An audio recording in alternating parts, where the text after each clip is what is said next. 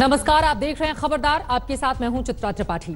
आज के खबरदार की शुरुआत साध्वी प्रज्ञा की सियासी साधना से पैदा हुए साइड इफेक्ट की खबरों से करेंगे, जिसको लेकर देश की चुनावी बिसात पर अपनी अपनी गोटियां फिट करने का खेल तेज हो गया है। साध्वी प्रज्ञा ने कल ही शहीद हेमंत करकरे पर विवादित बयान को वापस लेकर माफी भी मांग ली थी। बीजेपी ने भी कल ही साध्वी प्रज्ञा के विवादित बयान से पल्ला झाड़ लिया था, जिसके बाद उम्मीद जताई जा रही थी कि ये बात अब यहीं पर खत्म हो चुकी है। लेकिन सियासत में वो बात ही क्या जो आसानी से खत्म हो जाए। ये रिपोर्ट देखिए। आपको विश्वास करने में थोड़ी तकलीफ होगी। मैंने कहा तेरा सर्वनाश होगा। ठीक 1.25 महीने में सूतक लगता है। जब किसी की मृत्यु होती है या जन्म होता है तो सूतक लगता है। तो जिस दिन मैं गई थी उस दिन इसके सूतक लग गया था, और ठीक 1.25 महीने में जिस दिन इसको आतंकवादियों ने मारा उस दिन सूतक का अंत हो गया। साध्वी प्रज्ञा ने जिस दिन ये विवादित बयान दिया उसी दिन साध्वी प्रज्ञा के बयान पर सूतक लग गया। कुछ ही घंटों में बीजेपी ने साध्वी प्रज्ञा के बयान से पल्ला झाड़ा और साध्वी प्रज्ञा ने अपने बयान का अंत कर दिया। अगर हमारे इस बयान से दुश्मनों को बल मिल रहा है तो मैं बिल्कुल इस बात को कहती हूँ कि हम दुश्मनों का बल नहीं बढ़ाएंगे। ये हमारे घर के अंदर का मामला है। अगर किसी ने हमें प्रताड़ित किया, हमने उसको कह दिया है, तो बिल्कुल वो हमारा बयान होना चाहिए। परंतु हमारे देश के दुश्मनों को अगर इससे बल मिलता है तो मैं अपना वो बयान वापस लेती हूँ। साध्वी प्रज्ञा के बयान वापस लेने का स्टाइल भी काबिले गौर रहा। उन्होंने माफी भी ऐसे मांगी जैसे किसी पर बड़ा एहसान कर दिया हो। वैसे यह एहसान उन्होंने अपने विरोधियों पर किया या बीजेपी पर, यह अपनी अपनी समझ की बात है। लेकिन अब साध्वी प्रज्ञा चाहती हैं कि जिन लोगों ने उन्हें कथित तौर पर 9 साल तक प्रताड़ित किया वो उनसे माफी मांगे। क्या आप माफी मंगवा सकते हैं उन लोगों से जिन्होंने हमें 9 साल तक पीड़ित किया? मंगवा सकते हैं तो बताइए, कैसी बात करते हैं? मैंने कल स्वयं से क्षमा मांगी है इस बात के लिए, और मीडिया में बोला, आप लोगों के सामने बोला। 9 वर्ष के लिए आप मुझसे सामने क्षमा मंगवाइए। भले ही भारी मन से ही सही, साध्वी प्रज्ञा ने माफी मांग ली और बीजेपी ने न सिर्फ उन्हें माफी दी बल्कि खुद पीएम मोदी ने आज बिहार की रैली के दौरान साध्वी प्रज्ञा के बयान का बचाव किया। आज देश के एक तरफ वोट भक्ति की राजनीति है तो दूसरी तरफ देशभक्ति की। आप याद कीजिए 26/11 को मुंबई में जब आतंकियों ने हमला किया था, सबको पता था कि आतंकी पाकिस्तानी थे, लेकिन कांग्रेस उसके साथियों ने पाकिस्तान को सजा देने के बजाय हिंदुओं के साथ आतंकी शब्द चिपकाने के लिए साजिशों पर ध्यान लगाया। शहीद हेमंत करकरे पर साध्वी प्रज्ञा के विवादित बयान पर अपनी राय जाहिर करते हुए पीएम मोदी ने कांग्रेस पर आरोप लगाए। लेकिन ये देखना दिलचस्प होगा कि बीजेपी और पीएम मोदी साध्वी प्रज्ञा के उस बयान का बचाव कैसे करेंगे जो उन्होंने आज तक के साथ बातचीत में दिया है और हेमंत करकरे को शहीद मानने से साफ इनकार कर दिया है। वास्तव में भारतीय जनता पार्टी सम्मान करती है, सबका करती है, और वो किया है। किंतु जो हमारी प्रताड़ना है वो भूलेंगे तो नहीं, वो हमारा अपना एक पर्सनल मैटर है। साध्वी प्रज्ञा माने या ना माने कोई फर्क नहीं पड़ता। देश जानता है कि शहीद हेमंत करकरे देश के असली चौकीदार थे, जो देश को आतंकवादियों की बुरी नजर से बचाते बचाते जान कुर्बान कर गए। खुद को सबसे बड़ी राष्ट्रवादी पार्टी कहलाना पसंद करने वाली बीजेपी के वो नेता जिन्होंने बड़े गर्व के साथ अपने नाम के आगे चौकीदार लगाया था, वो अपने नेता के बयान पर चुप हैं और ये चुप्पी चुभने वाली है। नरेंद्र मोदी जो आए दिन हर अपने भाषण में सिक्योरिटी, टेररिज्म, घर में घुस के मारेंगे, बालाकोट का जिक्र कर रहे हैं, बावजूद इलेक्शन कमीशन ने मना किया। अब वो बताएं कि इसके ऊपर क्या है इनका ओपिनियन, इस प्रज्ञा ठाकुर के स्टेटमेंट पर क्या ओपिनियन है। ये तो तौहीन है, सबके लिए तौहीन है। हमारी संस्कृति यही सिखाती है कि मरने के बाद किसी के बाद बुरा नहीं चाहते करते हैं, लेकिन इस प्रकार की बात अगर कोई करता है, राजनीति करता है, तो ये मुझे बहुत दुखदायक बात है और हमारी लोकशाही के लिए शोभादायक। पीएम मोदी अक्सर कहते हैं कि हिंदू आतंकवाद शब्द गढ़ने वाली कांग्रेस को हिंदू कभी माफ नहीं करेंगे। ऐसे में आतंकवादियों से लड़ते हुए शहीद हुए हेमंत करकरे का अपमान करके साध्वी प्रज्ञा ने माफी भले ही मांग ली हो, लेकिन उन्हें पता है कि बीजेपी ने उन्हें भोपाल से उम्मीदवार क्यों बनाया है। इन्होंने जो को आतंक कहा, हिंदुत्व को आतंक कहा, इन्होंने जो संघ को आतंक कहा, इन्होंने पृथ्वी, हमारे धरती की संस्कृति, हमारे भारत की संस्कृति को इस प्रकार से कलंकित किया है, उसका इस बार निर्णय होगा। एक धर्म युद्ध है, इस राष्ट्र धर्म के युद्ध में धर्म की विजय होगी। साध्वी प्रज्ञा ने माफी मांगकर विवाद को खत्म करने की कोशिश जरूर की है, लेकिन जिस तरह से बीजेपी ने साध्वी प्रज्ञा के बयान पर प्रतिक्रिया दी, उससे साफ है कि आतंक के खिलाफ जीरो टॉलरेंस रखने वाली बीजेपी के लिए हेमंत करकरे को दिया गया प्रज्ञा का श्राप आतंक नहीं है। भोपाल से प्रीति सिंह और रवीश पाल सिंह के साथ आज तक ब्यूरो। शहीद करकरे को प्रज्ञा के विवादित बयान को पकड़कर आज पीएम मोदी जिस तरह कांग्रेस पर चढ़ बैठे, उससे तो यही अंदाजा लगाया जा सकता है कि देश भले ही साध्वी प्रज्ञा को माफ करे या ना करे, बीजेपी ने साध्वी प्रज्ञा को माफ कर दिया है। और विपक्षी दलों के जो लोग शहीद के अपमान पर साध्वी प्रज्ञा की उम्मीदवारी को रद्द करने की मांग कर रहे हैं, उनके लिए बीजेपी का सिर्फ एक ही संदेश है, और वो ये कि बीजेपी ने साध्वी प्रज्ञा के बयान से पल्ला झाड़ा है। साध्वी प्रज्ञा से नहीं, यूपी के सीएम योगी आदित्यनाथ साध्वी प्रज्ञा के बारे में अब क्या सोचते हैं, ये उन्होंने आज तक खुद ये इंटरव्यू में बताया है। देखिए, साध्वी प्रज्ञा को भारतीय जनता पार्टी ने अगर अपना प्रत्याशी बनाया है तो इसी बात को लेकर के कि हिंदू आतंकवाद का जो कांग्रेस का और उसके सहयोगी दलों का मुद्दा था, ये फेक आरोप था, फर्जी आरोप था और देश और दुनिया में भारत की छवि को धूमिल करने वाला एक देशद्रोही कृत्य था।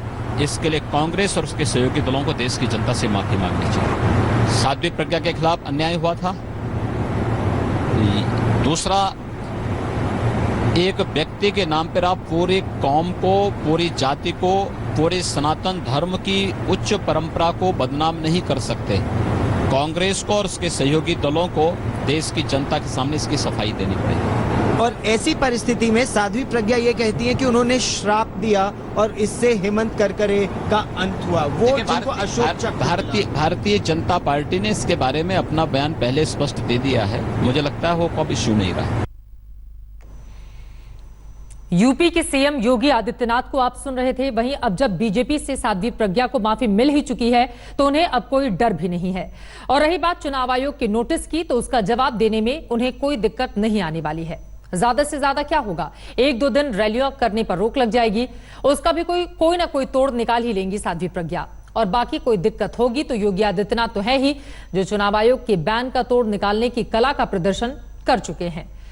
उधर साध्वी प्रज्ञा के बयान पर मची सियासी घमासान के बाद अब बात राहुल गांधी की, जिनकी नागरिकता एक बार फिर सवालों के घेरे में आ गई है।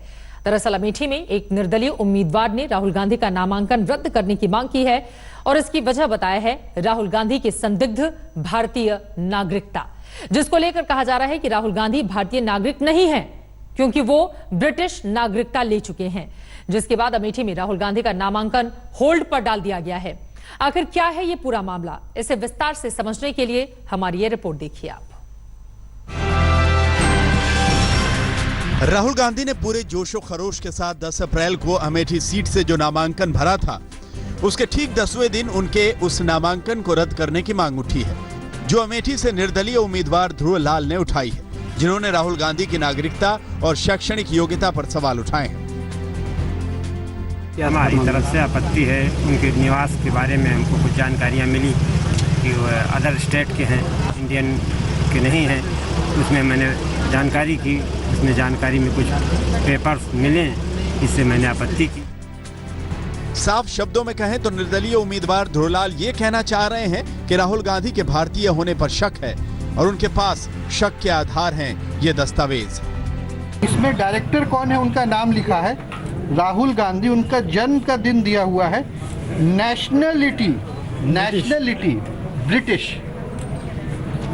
Company director. ध्रुवलाल के वकील रवि कुमार जिस दस्तावेज को दिखा रहे हैं वो ब्रिटेन की बैकऑप्स लिमिटेड नाम की एक कंपनी का है, जिसका जिक्र राहुल गांधी ने 2004 वाले चुनावी हलफनामे में किया था, जिसके मुताबिक राहुल गांधी ने ब्रिटेन की इस कंपनी में निवेश किया था। अब जरा कंपनी के दस्तावेजों को गौर से देखिए। बैकऑप्स कंपनी 21 अगस्त 2003 को कार्डिफ में बनाई गई। इसके 2 डायरेक्टर थे, जिसमें एक थे राहुल गांधी। कंपनी के दस्तावेजों में राहुल गांधी ने खुद को भारतीय नागरिक बताया था, लेकिन अक्टूबर 2004 में बैकऑप्स कंपनी ने जो सालाना रिटर्न फाइल किया, उसके दस्तावेज में राहुल गांधी की नागरिकता ब्रिटिश बताई गई थी, जिसे काटकर भारतीय किया गया था। अगले साल यानी अक्टूबर 2005 में बैकऑप्स कंपनी की रिटर्न फाइल में राहुल गांधी की नागरिकता ब्रिटिश दिखाई गई। इसी तरह अक्टूबर 2006 में फाइल हुए रिटर्न में भी राहुल गांधी की नागरिकता फिर से ब्रिटिश दिखाई गई। ये कंपनी 17 फरवरी 2009 को खत्म कर दी गई, लेकिन इसी कंपनी के दस्तावेजों के आधार पर राहुल गांधी की नागरिकता पर प्रश्न चिन्ह लगाया जा रहा है। से ये पूछा जाए कि उनकी नागरिकता क्या है, वो कागज किन परिस्थितियों में इशू हुआ था जिसमें उनकी नागरिकता ब्रिटिश दिखाई गई थी, क्या उन्होंने भारत की नागरिकता छोड़ दी है, अगर नागरिकता छोड़ दी है तो मेंबर ऑफ पार्लियामेंट के इलेक्शन कैसे लड़ सकते हैं जब कानून में इस पे कंप्लीट पाबंदी है। राहुल गांधी के वकील राहुल कौशिक ने इस बारे में कोई भी जानकारी देने से इनकार करते हुए जवाब देने के लिए वक्त मांगा, जिसके बाद निर्वाचन आयोग ने राहुल गांधी के नामांकन की स्क्रूटनी 22 अप्रैल तक के लिए टाल दी। लेकिन बीजेपी को राहुल गांधी पर अटैक करने का एक और मुद्दा मिल गया। क्या राहुल गांधी भारत के नागरिक हैं या नहीं? क्या राहुल गांधी किसी समय क्या ब्रिटिश सिटीजन बने या नहीं? क्या आपने भारत के नागरिकता को स्वीकार करके क्या भारत के संविधान के साथ भारत के साथ क्या आपने धोखा दिया है? क्या आपने झूठ बोलकर चुनाव लड़े हैं? यदि ये सही है तो क्या ये आधार काफी नहीं है आपकी योग्यता को खत्म करने के लिए आज के चुनाव में? क्या राहुल गांधी कभी ब्रिटिश नागरिक थे, और थे तो क्या तब वो भारतीय नागरिक नहीं थे? और क्या राहुल गांधी अभी भी ब्रिटिश नागरिक हैं, या राहुल गांधी ने ब्रिटिश नागरिकता छोड़ दी है? और अगर राहुल गांधी ने कभी ब्रिटिश नागरिकता ली थी तो उन्होंने चुनावी हलफनामे में यह बात क्यों छिपाई? इस पर कांग्रेस की तरफ से अभी तक कोई सफाई नहीं आई है, सिवाय इसके। मुझे नहीं मालूम कि उसमें फॉर्म में क्या भरा गया है लेकिन राहुल गांधी जी भारत के नागरिक हैं। भारत की नागरिकता के आधार पर उन्होंने अपना नामांकन भरा है अमेठी में। 10 तारीख को मैं उनके साथ वहां मौजूद था। वैसे सवाल सिर्फ राहुल गांधी की नागरिकता पर ही नहीं उठे हैं, उनकी शैक्षणिक योग्यता भी सवालों के घेरे में है, और इसका आधार भी राहुल गांधी के वो हलफनामे हैं जो उन्होंने 2004 से लेकर अब तक अमेठी में नामांकन के दौरान दायर किए हैं। 2004 में राहुल गांधी ने कहा था कि 1989 में उन्होंने 12वीं की और 1995 में कैम्ब्रिज यूनिवर्सिटी से एमफिल की डिग्री ली। 2009 के हलफनामे में राहुल गांधी ने बताया कि उन्होंने 1994 में रॉलिंग्स कॉलेज ऑफ फ्लोरिडा से ग्रेजुएशन किया और 1995 में डेवलपमेंट इकोनॉमिक्स में ट्रिनिटी कॉलेज से एमफिल किया। 2014 चुनाव में राहुल गांधी ने बताया कि उन्होंने डेवलपमेंट स्टडीज में एमफिल की है। लेकिन सवाल राहुल गांधी की डिग्रियों को लेकर नहीं है, उन डिग्रियों में राहुल गांधी के नाम को लेकर भी है। ये 2004 के पहले उन्होंने जो क्वालिफिकेशन एक्वायर किया वो अतीत में जाकर के सर्टिफिकेट को कौन बदल सकता है? बट लेकिन लगता है राहुल गांधी जी के पास इस प्रकार की कोई कला है। बिल्कुल राहुल गांधी को चुप नहीं सकते हैं, क्योंकि ये संवैधानिक संस्था के सामने अपनी योग्यता बताने के लिए उनको कोई चुप्पी नहीं साध सकते हैं, कोई रहस्य विषय नहीं रह सकता है। अब देखना यह है कि राहुल गांधी की नागरिकता और डिग्रियों पर उठ रहे सवालों का 22 अप्रैल को क्या जवाब मिलता है। अमेठी से आलोक श्रीवास्तव के साथ आज तक ब्यूरो। वैसे ये कोई पहली बार नहीं है जब राहुल गांधी पर ब्रिटिश नागरिक होने का आरोप लगा है। साल 2015 में बीजेपी नेता सुब्रमण्यम स्वामी ने भी राहुल गांधी पर ब्रिटिश नागरिक होने का आरोप लगाया था, जिसके बाद सुप्रीम कोर्ट में जनहित याचिका दायर करके राहुल गांधी की नागरिकता की सीबीआई जांच की मांग की गई थी, जिसे सुप्रीम कोर्ट ने खारिज कर दिया था। अब एक बार फिर राहुल गांधी की नागरिकता शक के घेरे में है, जिस पर कांग्रेस का संतोषजनक जवाब आना अभी बाकी है। और अब आपको लेकर चलते हैं पश्चिम बंगाल, जहां पर 40+ के लक्ष्य को लेकर प्रधानमंत्री नरेंद्र मोदी आज बंगाल में जमकर गरजे। उन्होंने चिटफंड से लेकर बांग्लादेशी सितारों से चुनाव प्रचार कराने और धार्मिक यात्रा रोकने के मुद्दे पर ममता बनर्जी पर जमकर निशाना साधा। लेकिन सबसे अहम ये कि पीएम मोदी ने बंगाल में बड़ी जीत का दावा किया है।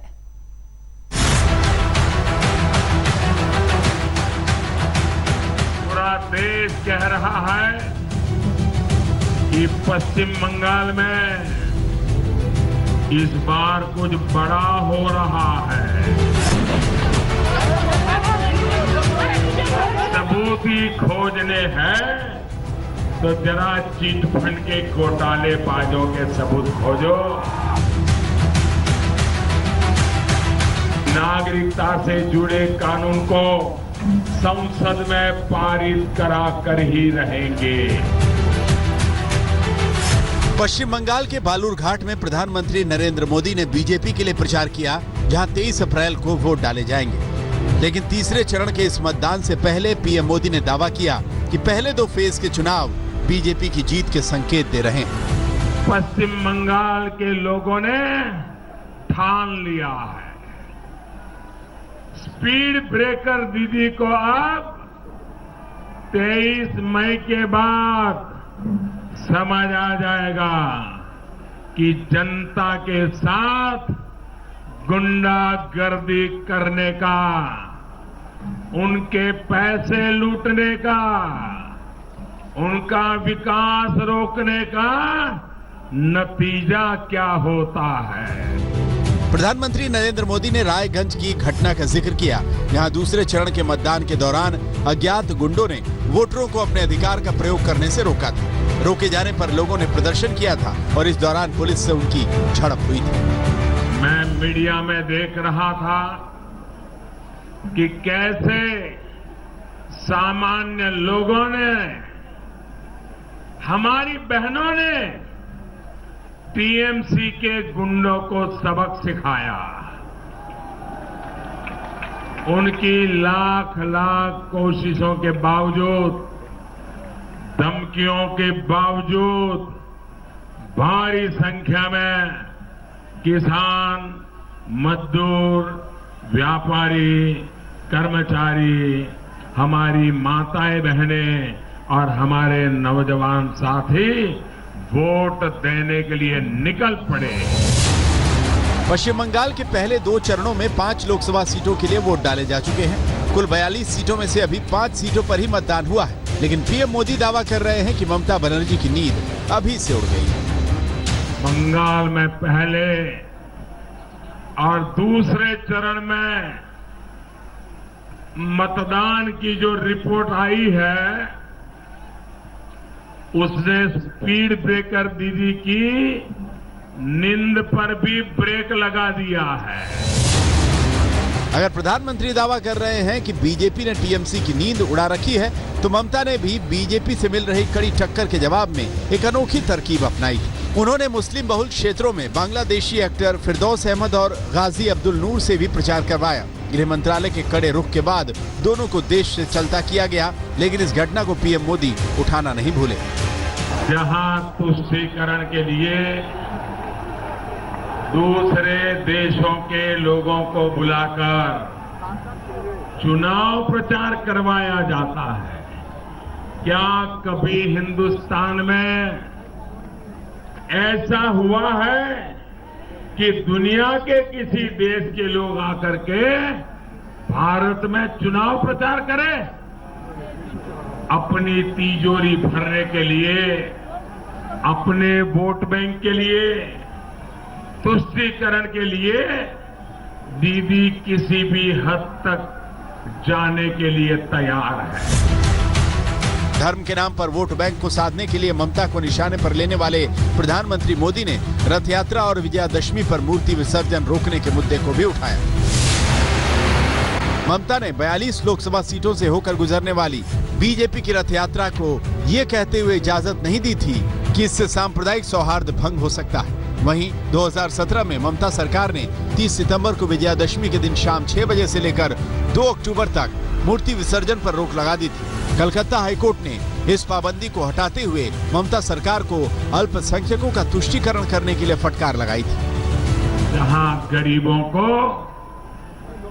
गरीब रखने का षड्यंत्र होता है, जहां गरीब की कमाई को टीएमसी के नेता लूट लेते हैं, जहां पर पूजा तक करना मुश्किल होता है, यात्राएं निकालना मुश्किल होता है।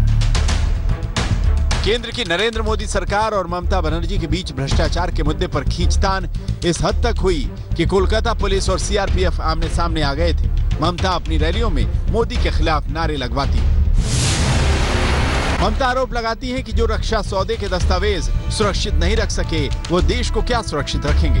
वहीं पीएम मोदी चिट फंड घोटाले को लेकर ममता को घेर रहे हैं। गरीबों के पसीने की कमाई नारदा, शारदा और रोज वैली ने लूट ली और फिर दीदी ने घोटालेबाजों को ही सांसद और मंत्री बना दिया। इतना ही नहीं, भ्रष्टाचारियों के लिए वो धरने तक पर बैठ गई। ममता और मोदी एक दूसरे को ऐसे कई मुद्दों पर घेरते रहे हैं। ममता जहां 2014 लोकसभा चुनाव में मिली कामयाबी को दोहराना चाहती हैं, वहीं मोदी अपना आंकड़ा इतना बढ़ाना चाहते हैं कि अगर यूपी बिहार में कहीं सीटों का घाटा हो तो उसकी भरपाई हो जाए। 2014 में टीएमसी ने 42 में से 34 सीटें जीती थी।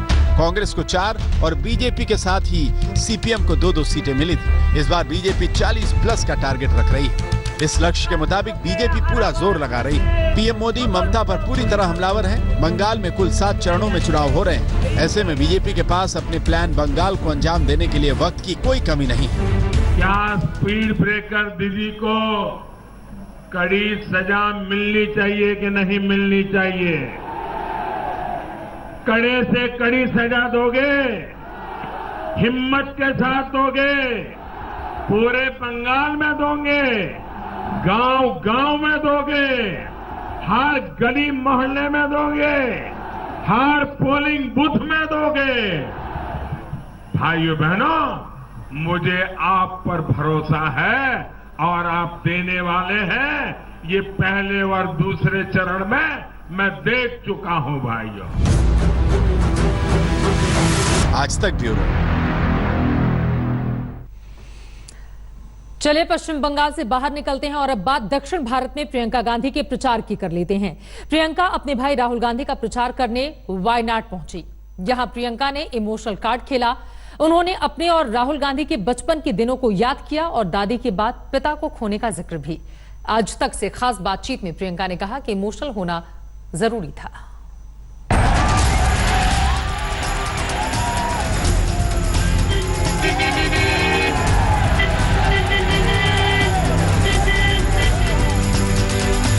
वायनाड में राहुल गांधी के लिए प्रचार करने पहुंची प्रियंका गांधी ने एक के बाद एक कई सभाओं को संबोधित किया।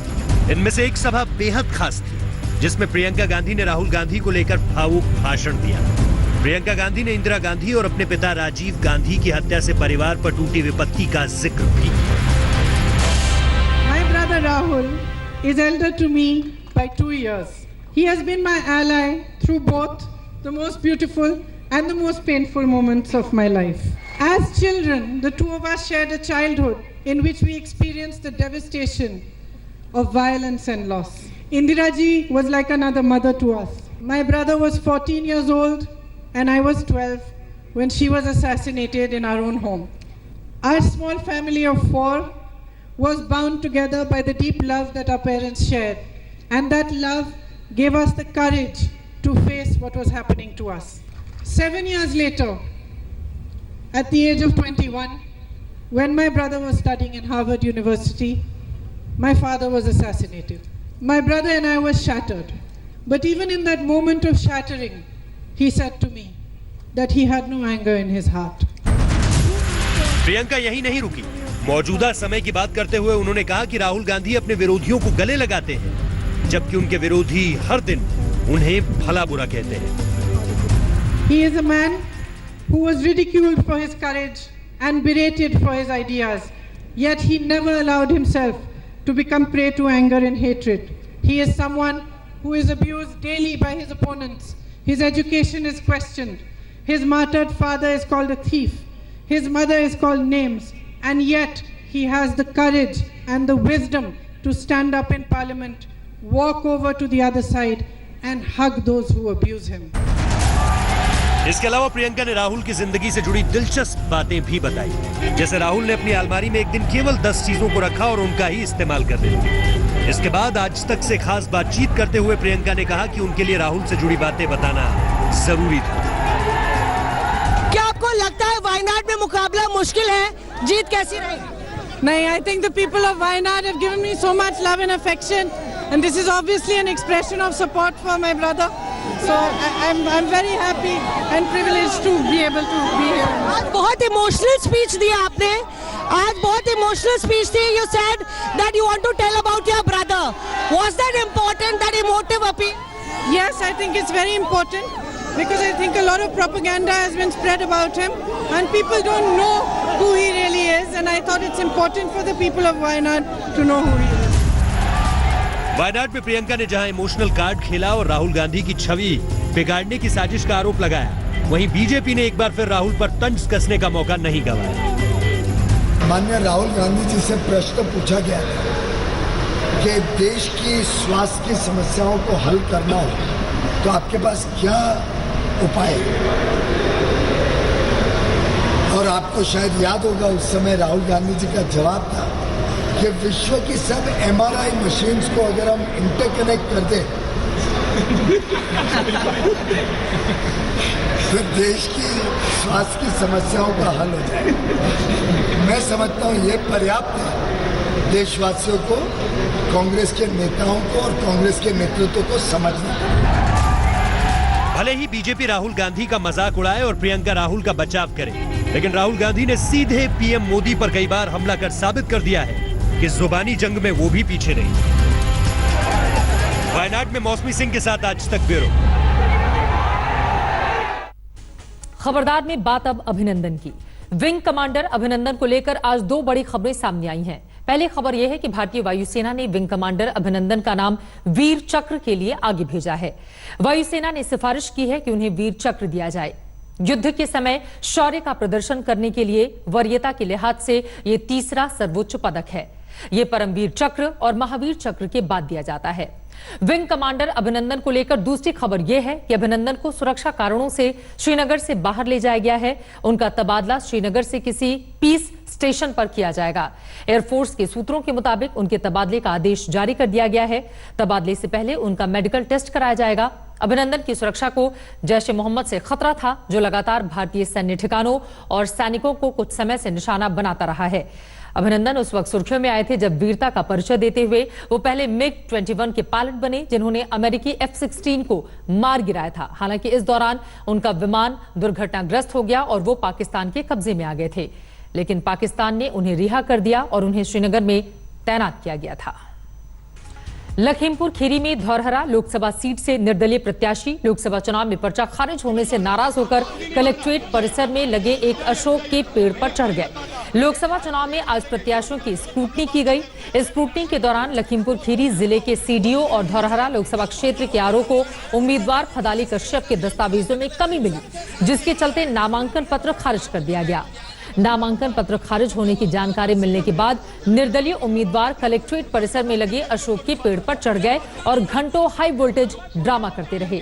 जानकारी मिलने के बाद मौके पर पहुंची पुलिस ने करीब 1 घंटे की कड़ी मशक्कत के बाद समझा बुझाकर उन्हें नीचे उतारा। इसी खबर के साथ खबरदार में फिलहाल इतना ही। देश और दुनिया की हर बड़ी खबर के लिए आप देखते रहिए आज तक। लेटेस्ट खबरों के लिए यूं ही देखते रहिए आज तक, और इस वीडियो के पसंद आने पर लाइक, शेयर एंड सब्सक्राइब करना ना भूलें।